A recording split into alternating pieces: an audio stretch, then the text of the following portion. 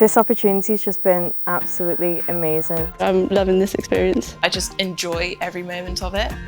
Quiet on set, rolling! Action! The BFI Film Academy is for 16 to 25-year-olds across the UK who are interested in a career in the screen industries. The BFI Film Academy offers everything from practical hands-on courses to traineeships and mentorships, and finally events and festivals.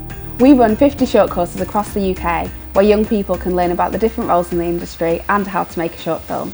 We also run specialist courses where young people can really focus on a specific area, such as documentary, craft skills, animation, art department, film festivals and audience development.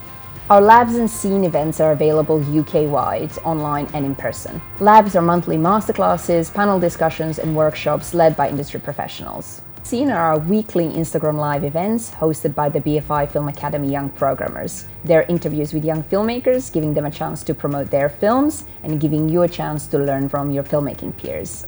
Because of the Young Programmer scheme, I've really learned what I want to do with my career, and I've made the contacts and picked up the skills that I need to do that. We run the Future Film Festival, which is the UK's largest film festival for young people. We have masterclasses, panel discussions, workshops and screenings.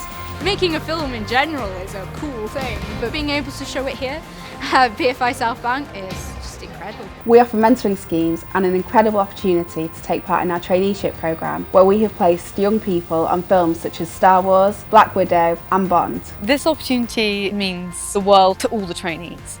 I wouldn't have got this opportunity if it wasn't for the BFI. Because of the BFI Film Academy, I feel like my voice matters. Without the BFI Film Academy, I would not be in the film industry at all. So thank you to the Film Academy.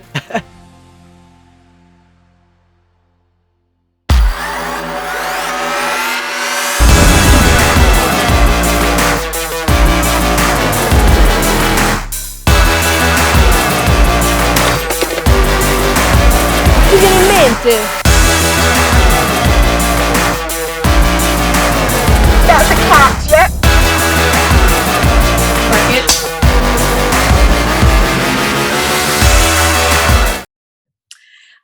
I ask people to send in questions ahead of time. That's what I do best. I do best in an interactive environment. And that's how I teach. That's what I try to teach directors to do with actors, is to be interactive with them, collaborative. And I was just very moved, really, and thrilled by the level of questions that were sent in.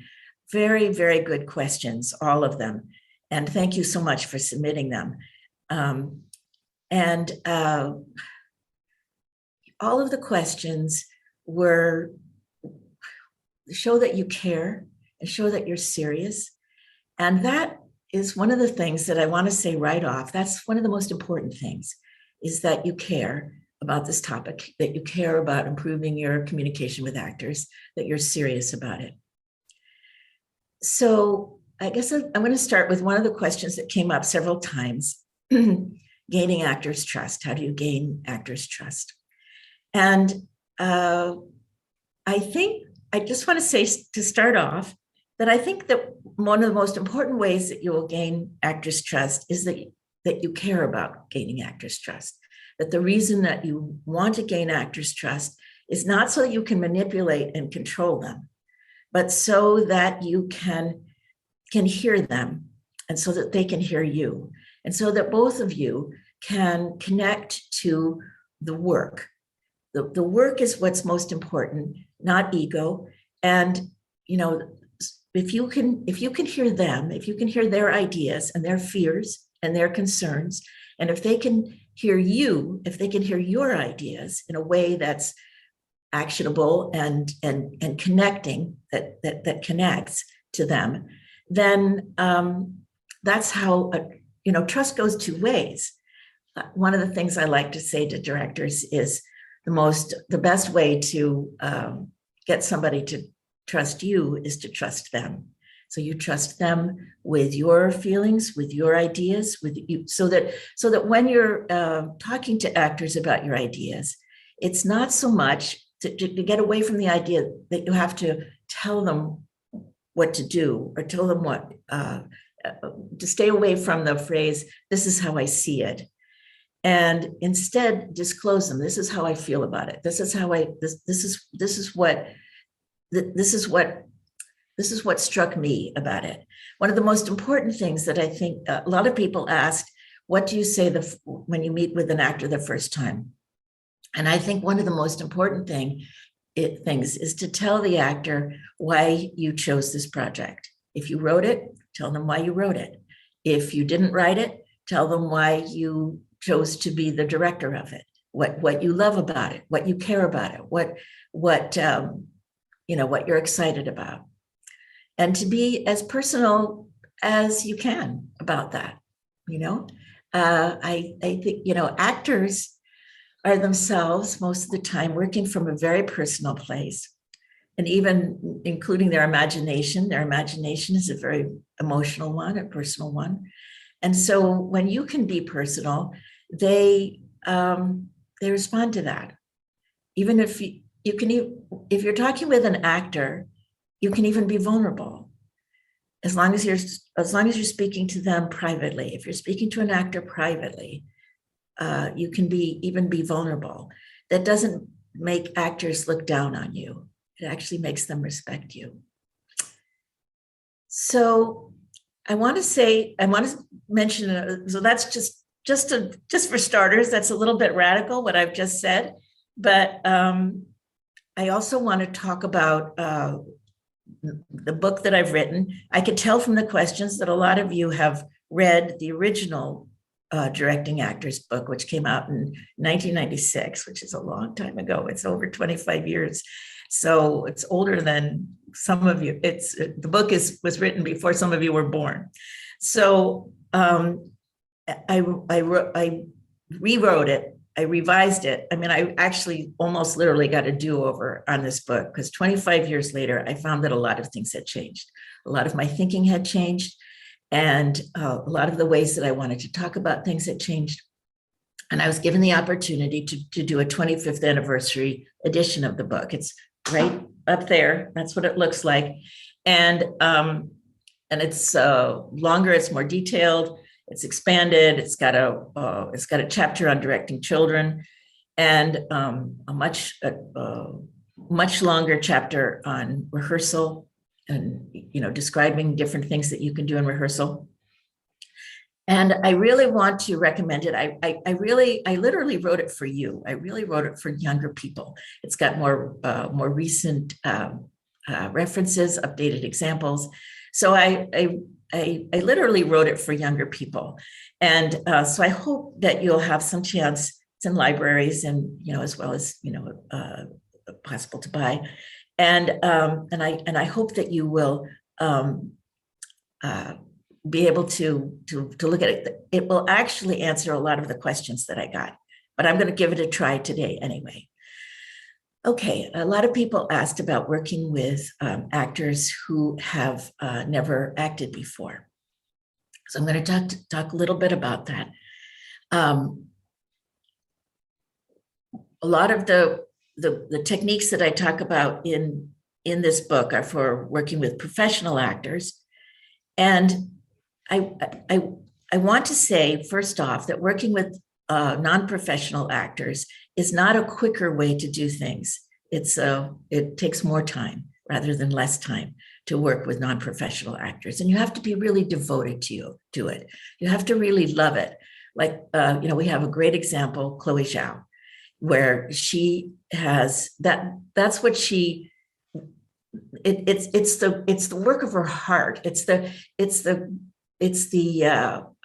drive of her life is to bring, small lives to the screen. And I know Nomadland was very, very popular, wonderful movie. And if you're interested in working with non-professional actors, you should definitely also watch her earlier film, The Rider, fantastic film. And she wrote it for those people. And that's the thing I want to say about working with non-actors. Don't ask them to act.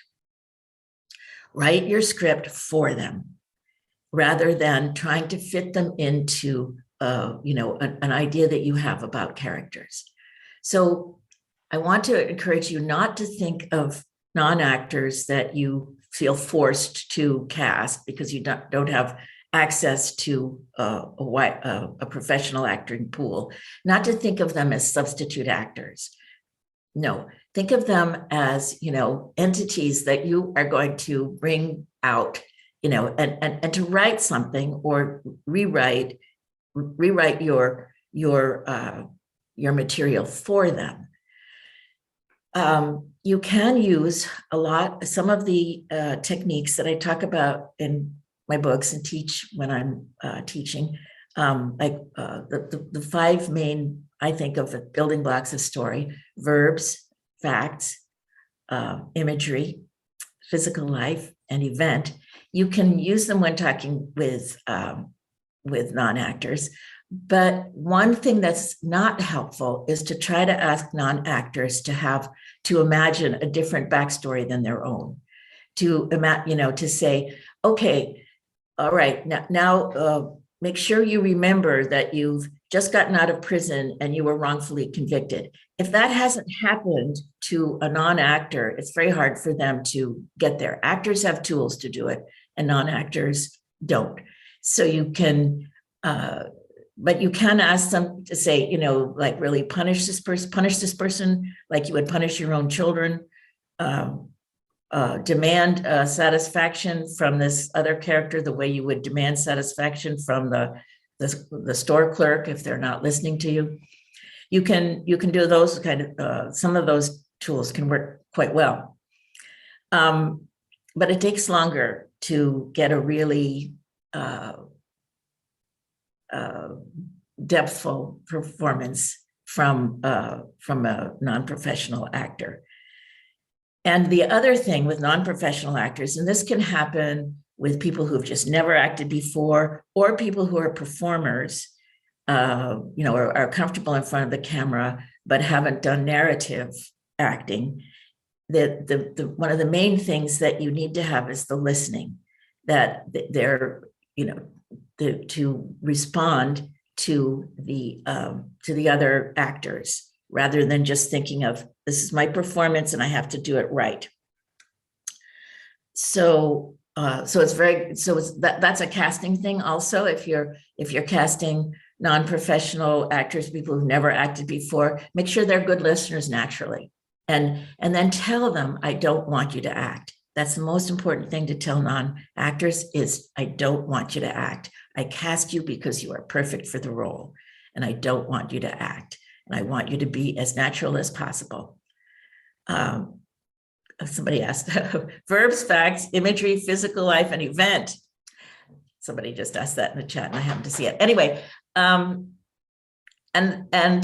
thanks for actually asking that, because that's the next thing I want to talk about, is the tool of emotional event. This is the most valuable tool for directors. Some people ask, what's the most important thing for a director to know? And I'm going to say that it's understanding an ability to recognize emotional event. Now, emotional event is when characters affect each other. Okay? And for an example, let's say one character wants to be sociable, wants to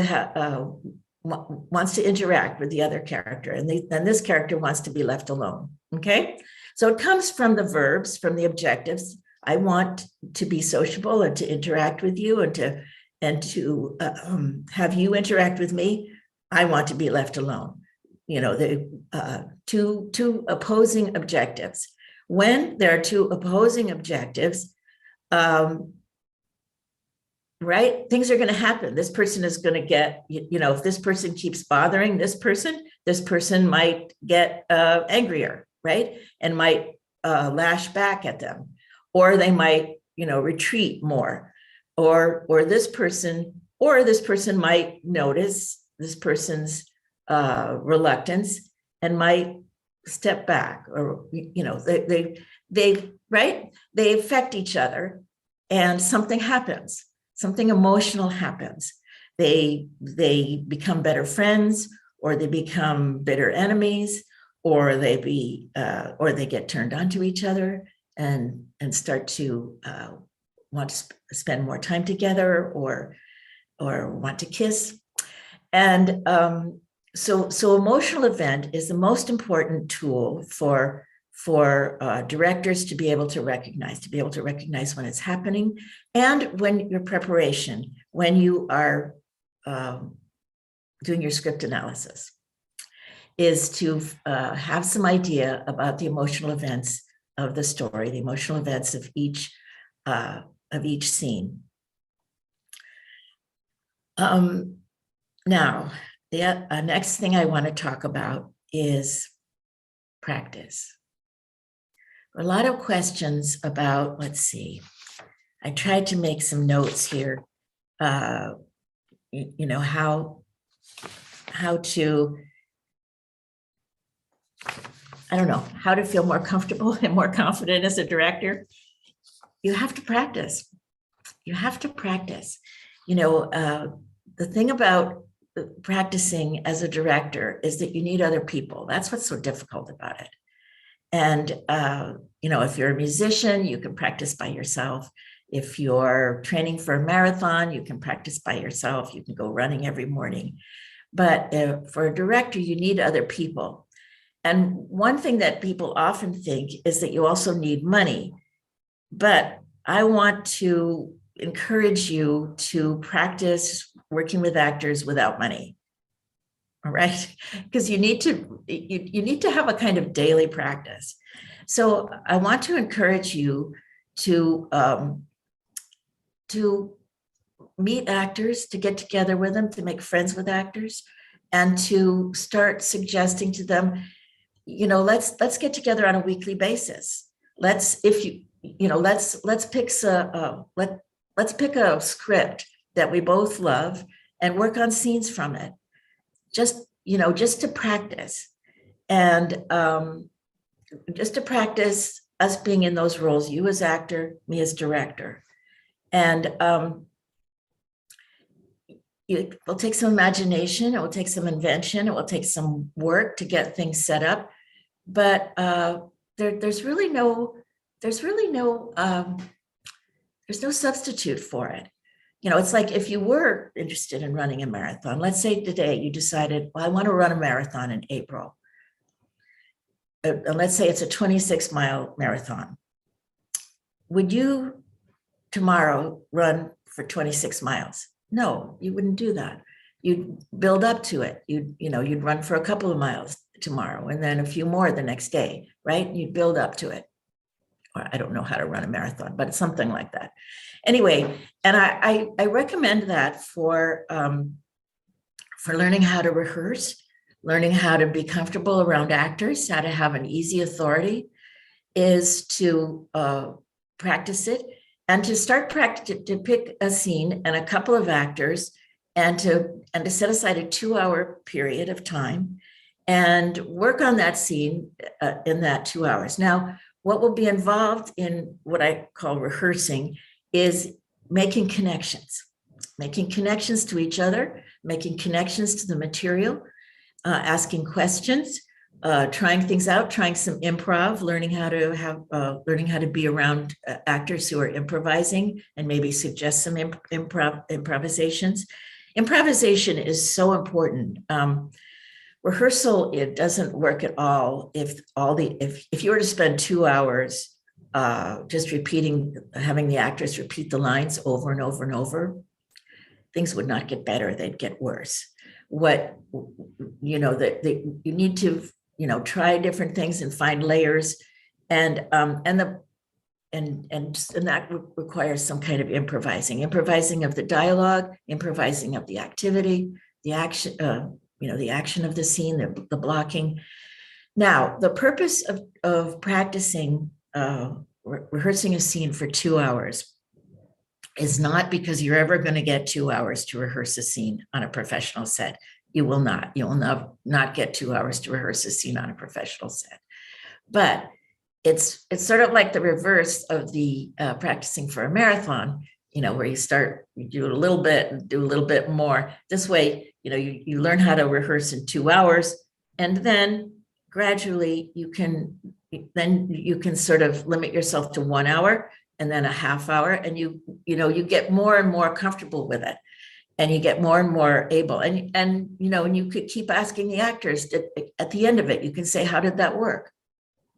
What seemed to work the best? And then, of course, you know, and you can even shoot it if you want to on a phone, no money, you know, just, you know, shoot on a phone and look at it later and see what worked and what didn't.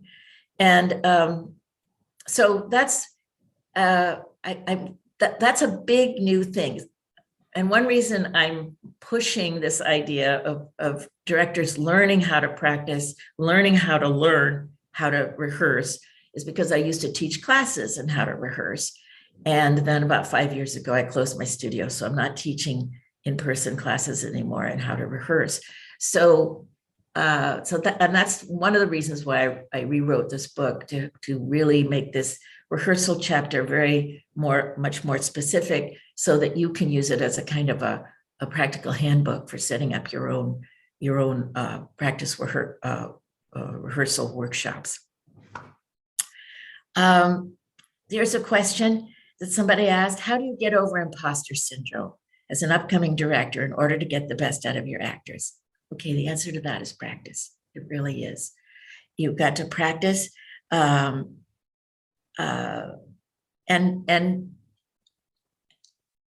try things out, and you've got to prepare. You've got to, okay, we're talking about preparation, script analysis.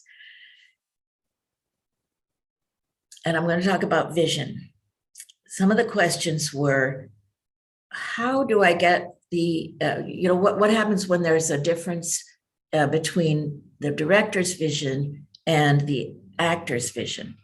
So let me talk for a minute about the director's vision, because a lot of directors think of their vision as how they imagine it on the screen, you know, with the exact line readings, you know, that they imagine line readings, that they're the lines that they've written or that somebody else wrote and that they've been thinking about, that they're going to be spoken in a certain kind of way. Let's say the line is to be or not to be. That is the question. And they've heard it to be or not to be. That is the question. That's a reasonable way to say that line.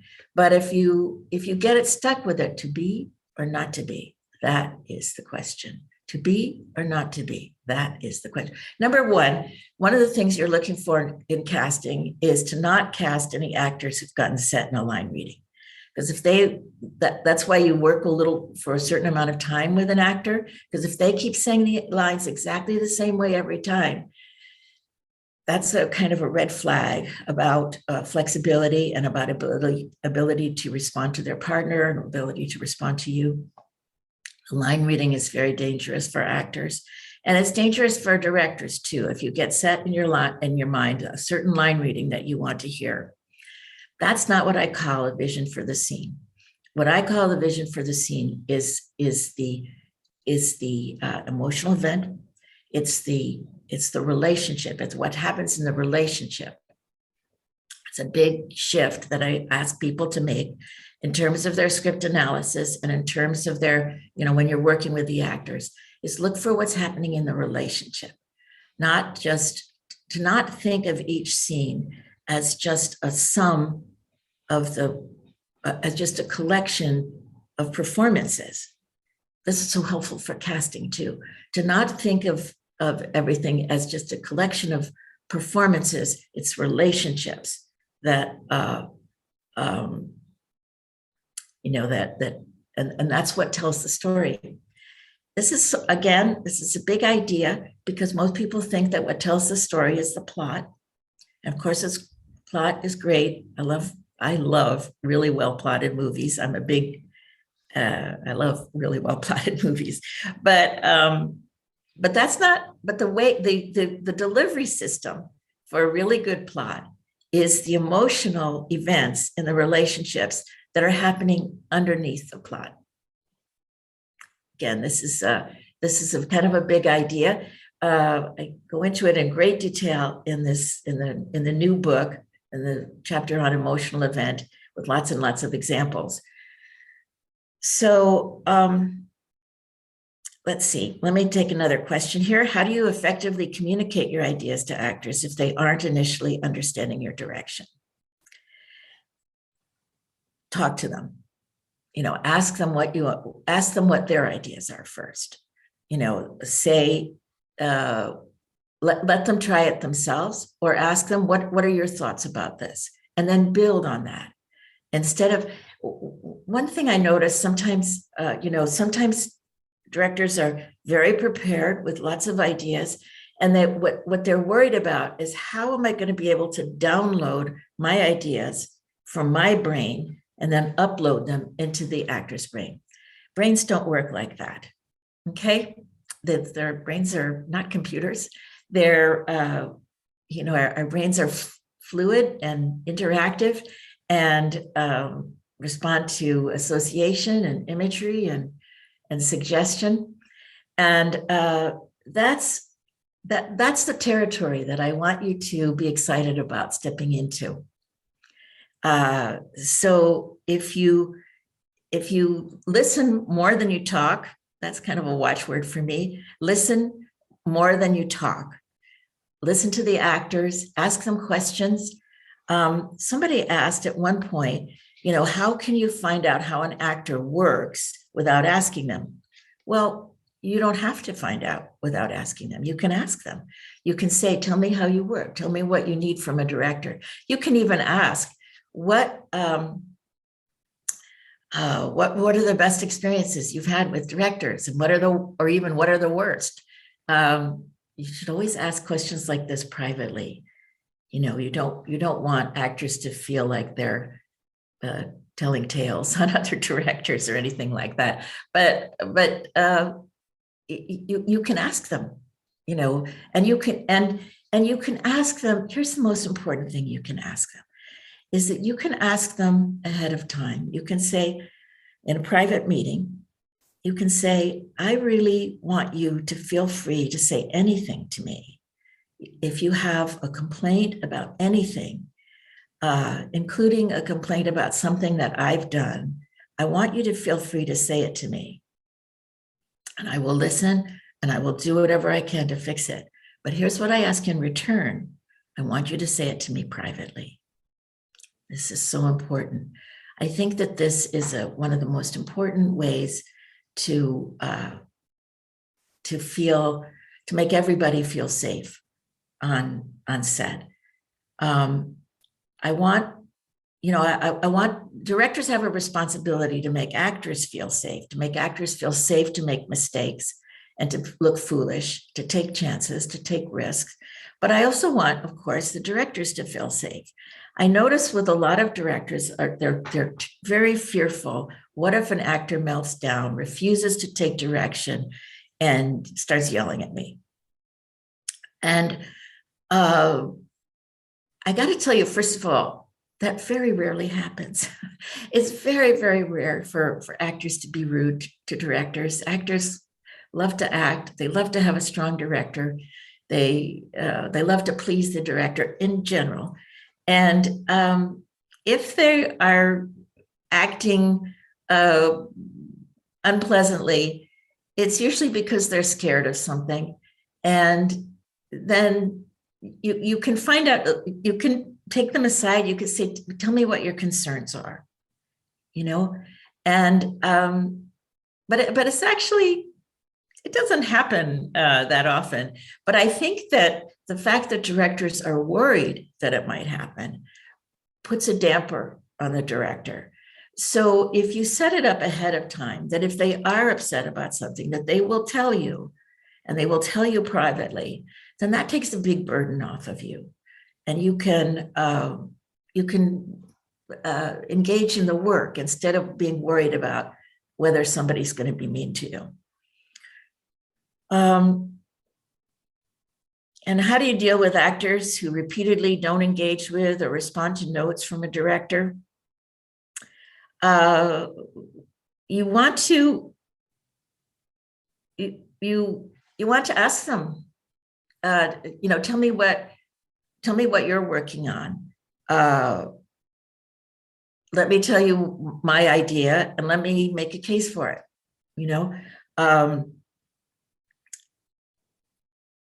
You have to find a way to talk about the work. And the most important tool, the most helpful tool is the objective, like I was doing with my little hand puppets here, that, this one wanted to be sociable. This one wanted to be left alone. Those are objectives. And that's often the most helpful way to approach an actor. Say, what do you think your character wants? Okay.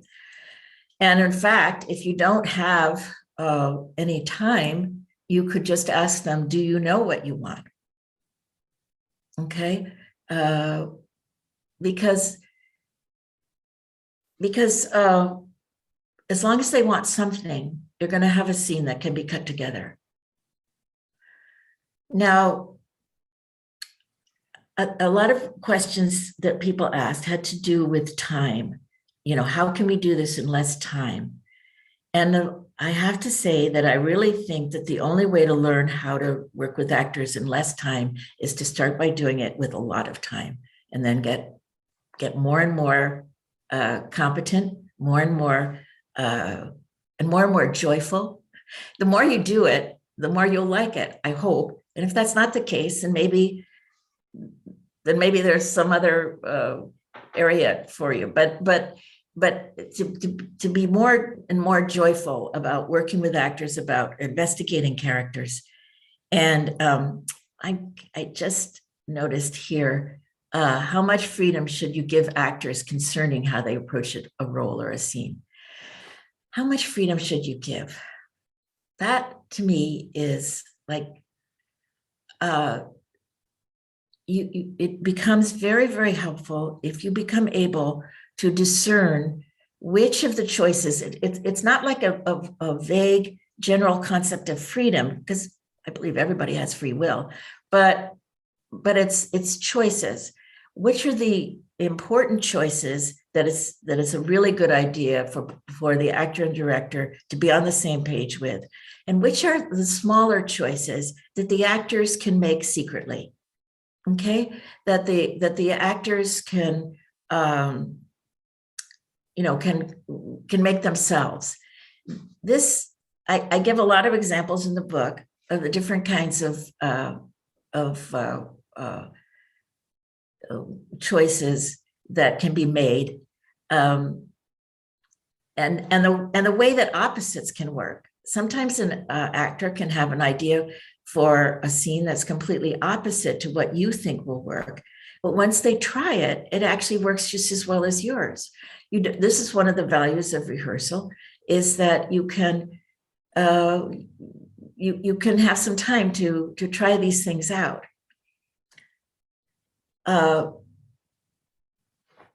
So let's see, where am I?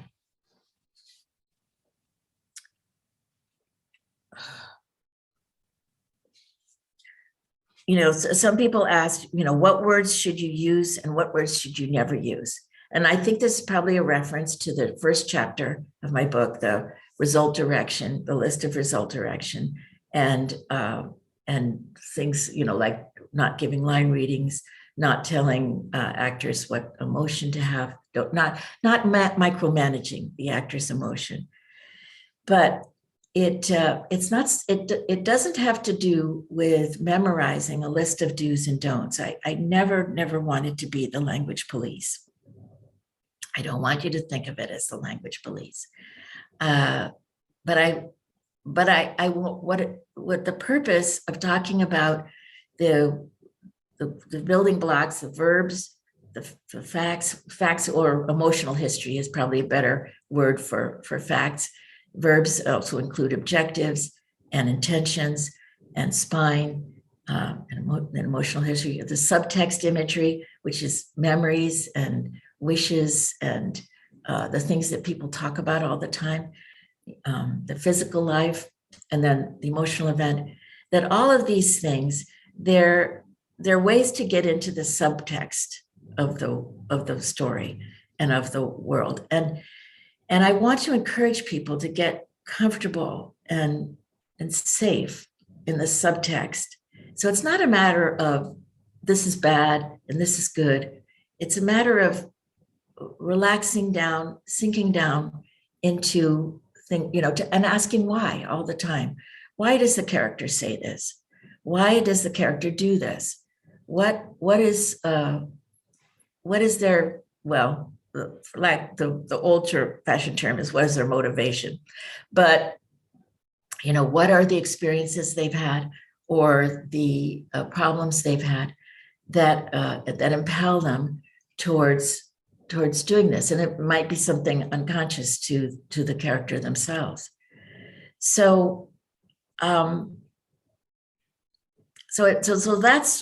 that's what so it's not a matter of what you should always do or never do. It's a matter of it's an invitation. I think of the tools that I talk about as an invitation into looking at your characters more deeply and looking at your story more deeply. And that's where I think actors are the most responsive. They're most responsive to deeper ideas, or even on an almost spiritual level.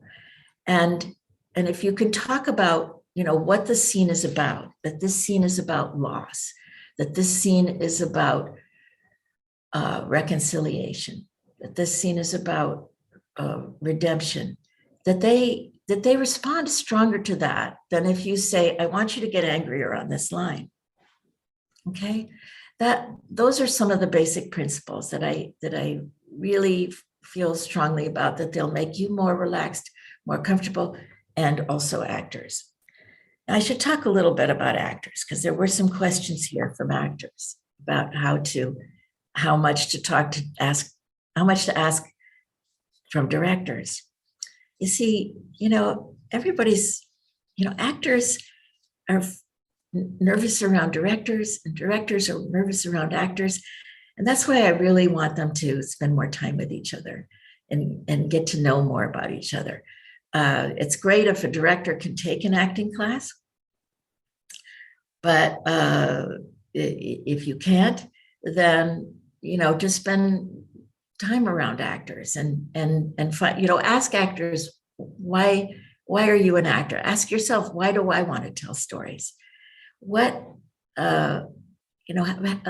Develop an insatiable curiosity about why people do things. What makes people tick? Look at the people around you, and I've always done this. I've always been a shameless eavesdropper and shameless speculator about other people's motives. And it has partly to do with having had a lonely childhood and surrounded by adults who didn't seem to understand me very well. And so a lot of their things that they did were strange to me. I couldn't quite understand them. And so I put a lot of effort into trying to understand, why are they doing that? Why are they saying this to me? Why do they not seem to understand what I need?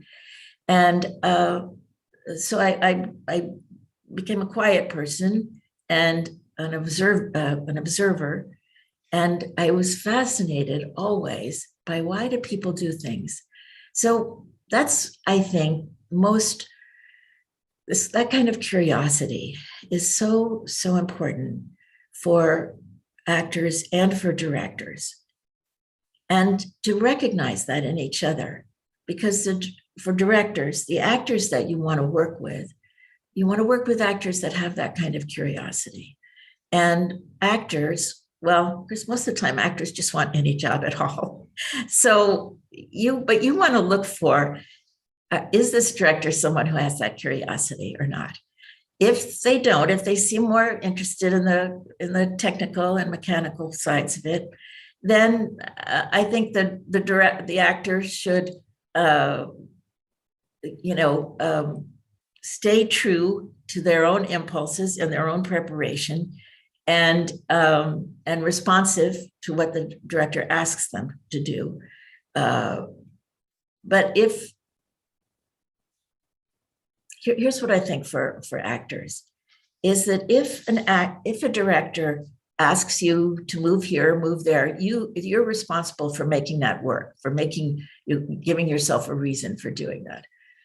But if the director tells you what your inner life has to be, your responsibility is to translate that into something that works for you. If the director tells you, be angrier on this, it's very helpful for the actor to translate that into a verb, to punish, instead of instead of trying to figure out, is this angry enough? Is this too angry?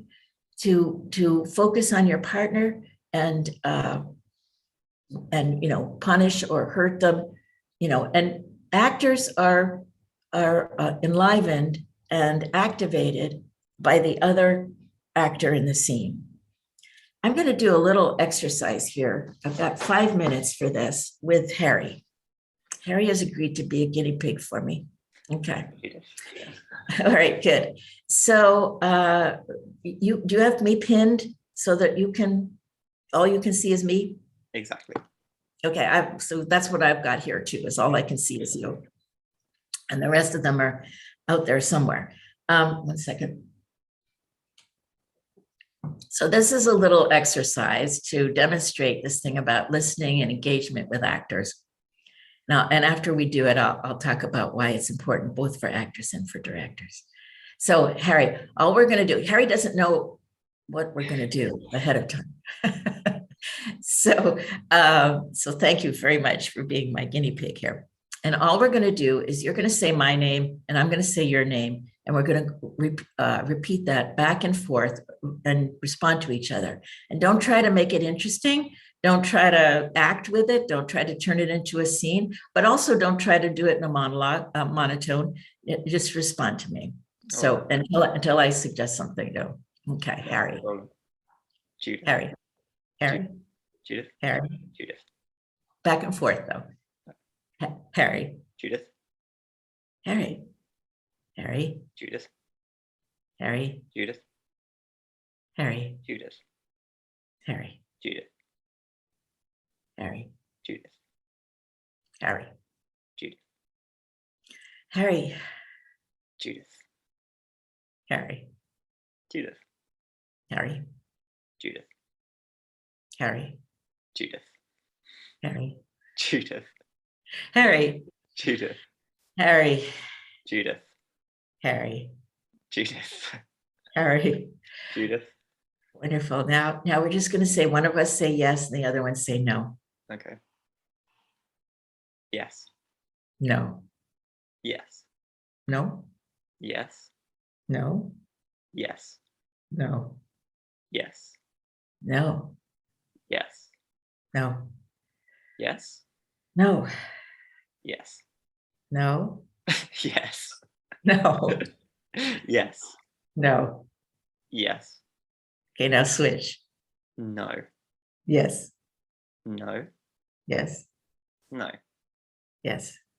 No. Okay, now we can switch whenever we have an impulse. Yes. No.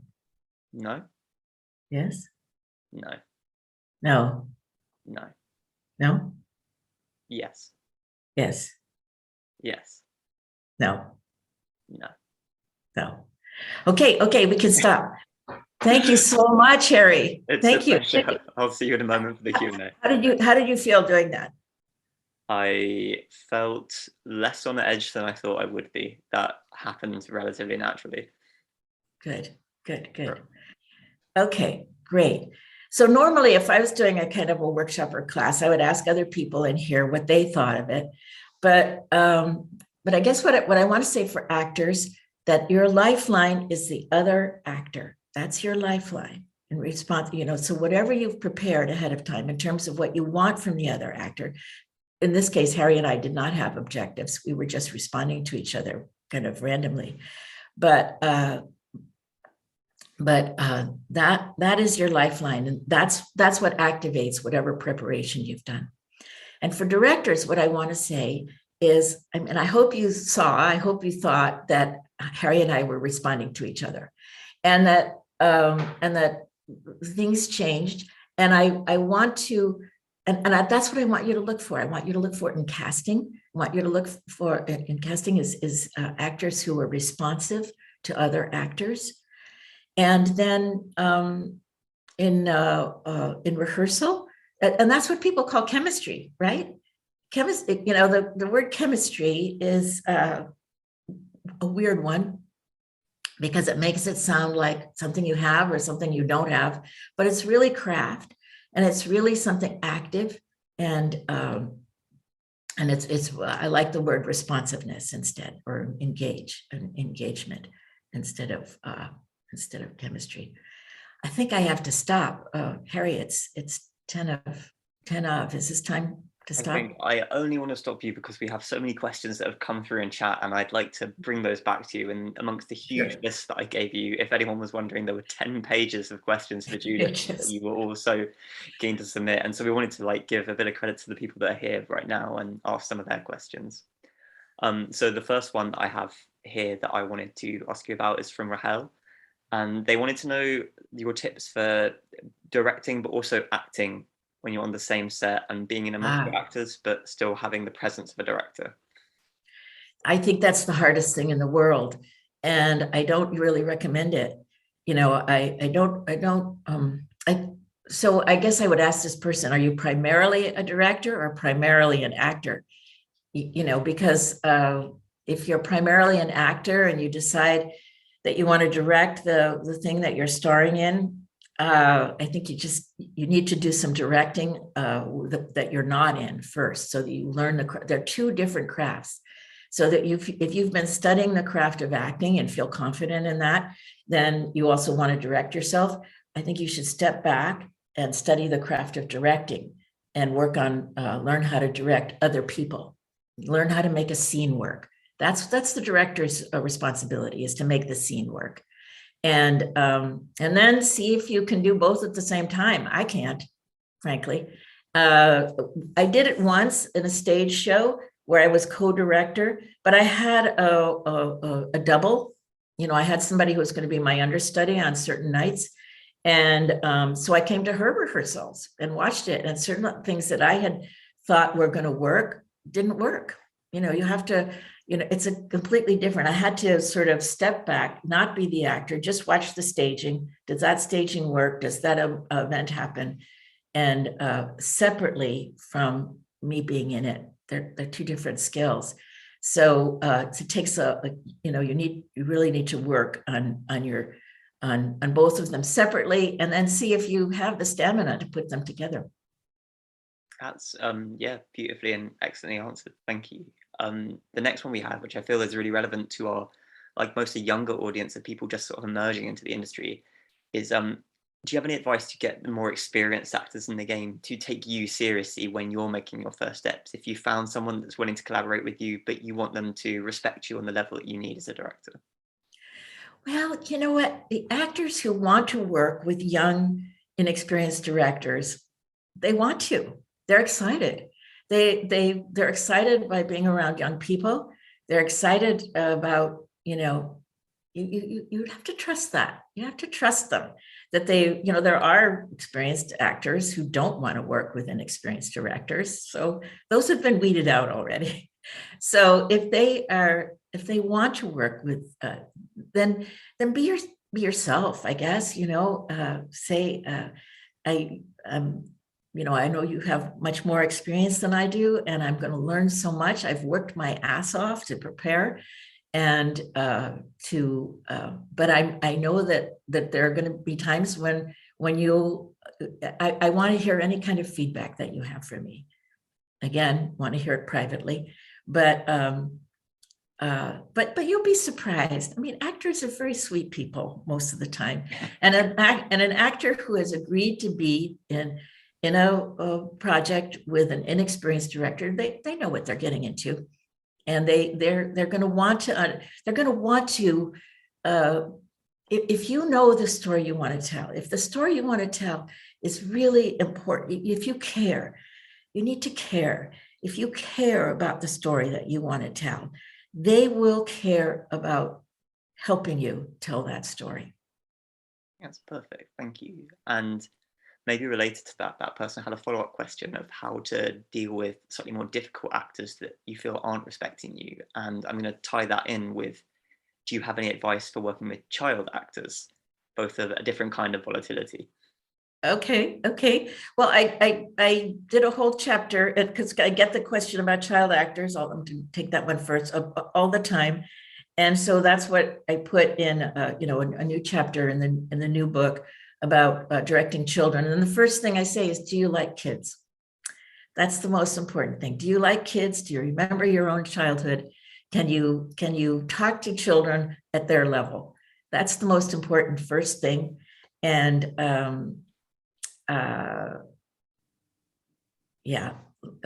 we're running out of time. So let me just go to the so-called difficult actors. I don't like to use that term, difficult actors. Sometimes, I would, ask them, is there something I'm doing that's bothering you? Or because sometimes they're just having a bad day, right? Sometimes they're just having a bad day, or sometimes I could say, oh my God, my car got towed this morning and I can't stop thinking about it. I'm just distracted. I'm in a bad mood. And then, you might not know that if you don't ask what's going on, to tell me, to take them aside and say, tell me what's going on. You could say, I felt like we were in sync the other day, and today I feel like we're not quite in sync, and tell me what's going on, and tell me how I can help. Yeah, I think that's about the collaborative process of it all, which has also tied us into the next question I have, which is when you're working with a second director or an assistant director that you feel is criticizing the actor's performance on set, and you want to be able to support that relationship between you and the second director, but also you're worried about ruining the intimacy between you and that actor. Do you have any advice for handling a situation like that? Yes. Speak to the second AD privately and say, I'm very interested in your ideas, but I really want you to tell them to me and not to the actors. It's very important for the actors to get direction from one source. Perfect. Not from everybody. Everybody feeling free to come up to the actors. It could be, it does sometimes happen. I hate to say it, that if the actor doesn't feel supported by their director, they will often look to the cinematographer. They will often look to because they're so close. The camera person and the cinematographer, they're so close, and so it's very natural for the actor to look up and to just, they want to find some eyes, to look at some eyes and say, was that all right? And and cinematographers often have a more intimate relationship with actors than the director does. And and so if they get a little nod from the cinematographer or a little something from the cinematographer, that to get something, to get any kind of feedback, and so it may mean that the director isn't moving in with that intimacy and with that feedback, and so there's a vacuum, and maybe the actor is looking to somebody else for it. Perfect. And then I think we have time for just two more questions. I think one might be a bit shorter and then one might be a bit longer. Yeah. And the first one is, do you have any tips for directing comedy and the kind of maybe the looseness that's needed around that, or maybe the tightness that's needed around it? Yeah, I also added a chapter on comedy in this new book, but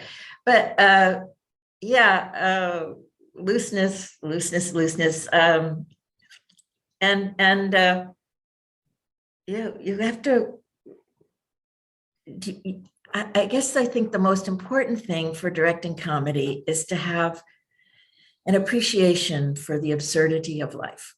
That's what comedy is about, is that it's all absurd. That comedy underneath it is very, very serious.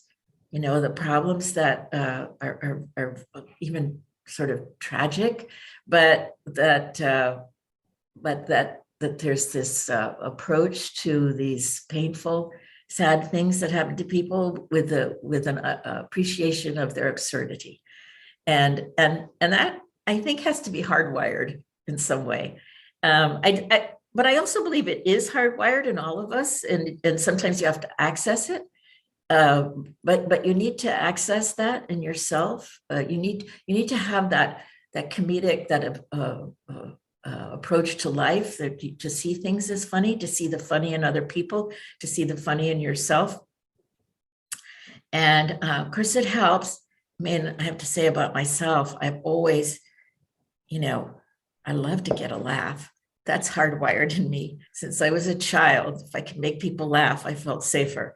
And so there are people like that. And so it's helpful to look for them, to look for actors that, they've got the funny. And, but then everything is directed for its reality, for the real problems, for the real situations, for the real relationships, as if it's deadly serious. Perfect. And then the final question is maybe more some practical advice of these emerging directors that are just getting started in their career. What sort of background should they be aiming to have, and maybe what kind of projects should they be hoping to have under their belt if they want to sort of make their way into the industry? Oh boy, you mean career advice? Mm-hmm. I don't have it. I don't have career advice. I think the best thing that I can say is to love it, to love telling stories, and to trust that wherever you do it is I don't know. I don't have career advice because it's tough business. It's a very tough business, and so much of it is luck. So much is luck, being in the right place, knowing the right people, and But I do feel strongly that you've got to love it. You've got to love telling stories, and you've got to really care. You've got to care about the characters in the stories as much as you care about people. The characters have to be people, and that's all I got. All I've got is craft and love for it. And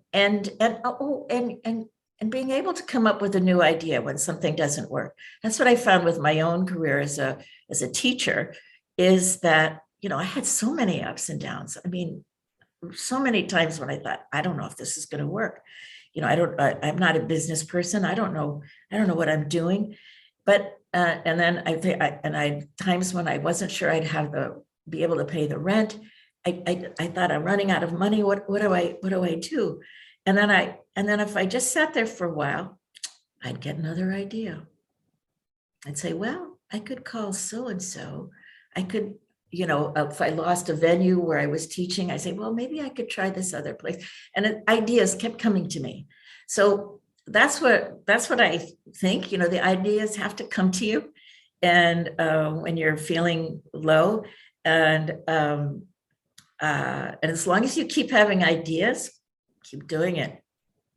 I think that's so true. Yeah, you have to trust that the passage of time will bring you ideas. And if you do have that fundamental love of story and of storytelling, then I think that will guide you through your career. And thank you. That was wonderful advice.